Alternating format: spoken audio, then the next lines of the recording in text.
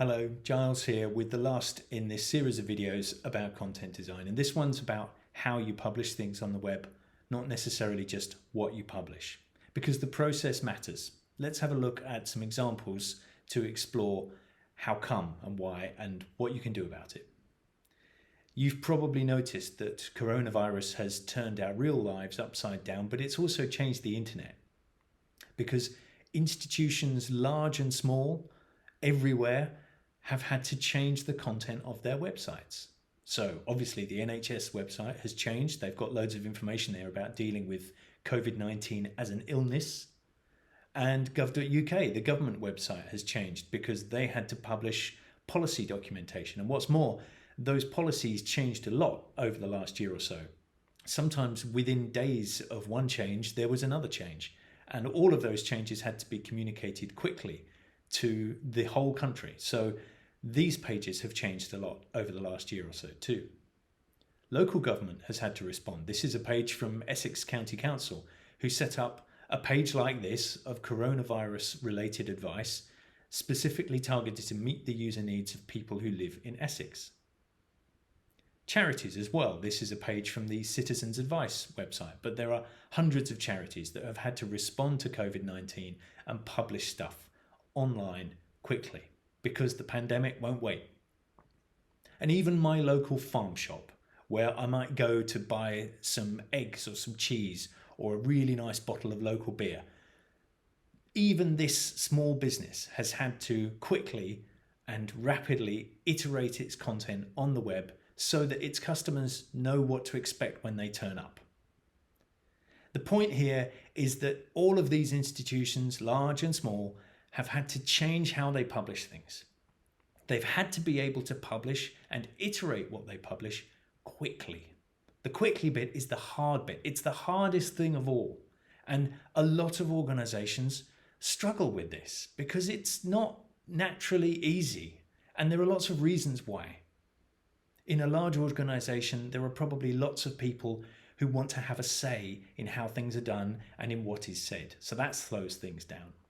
In a small organization like a restaurant or a pub or a takeaway or a farm shop, then maybe they don't have the same kind of budget. They don't have the same kind of resources. Maybe they outsource their website to a third-party company and making changes to it regularly wasn't part of the original deal. That's not unusual, but suddenly it has had to become part of the original deal. It's had to become part of a new deal so that small businesses like that can keep their customers up to date about the ways that they are responding to the pandemic. And no business has escaped from this. Everyone has been affected as much as everybody else. But some organizations have responded better than others.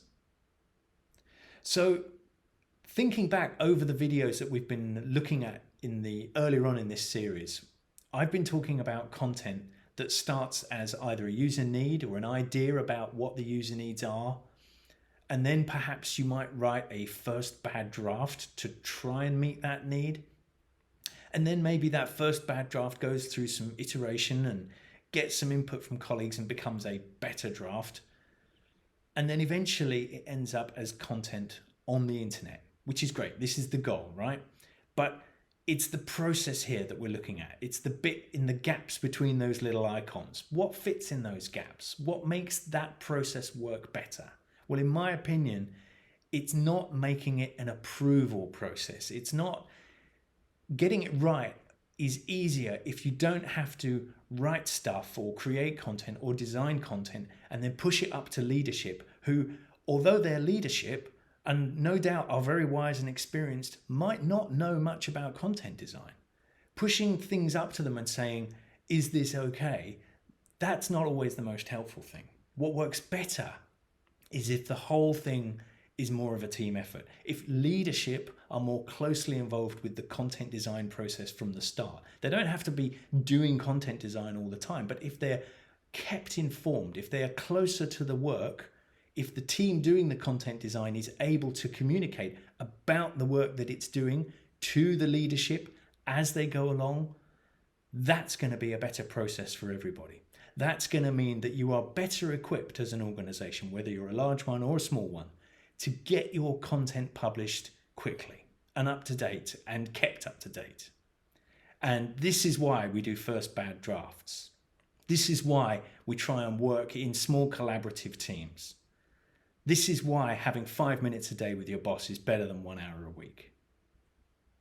Understanding the user needs, and then, and crucially, I think, empowering a team so that that team is empowered to go and meet those needs, designing whatever kind of content is necessary, whether it's words or maps or pictures or charts or a green box with big letters in it, it doesn't matter.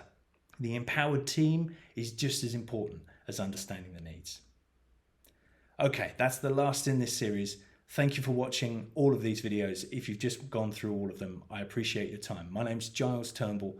Bye for now.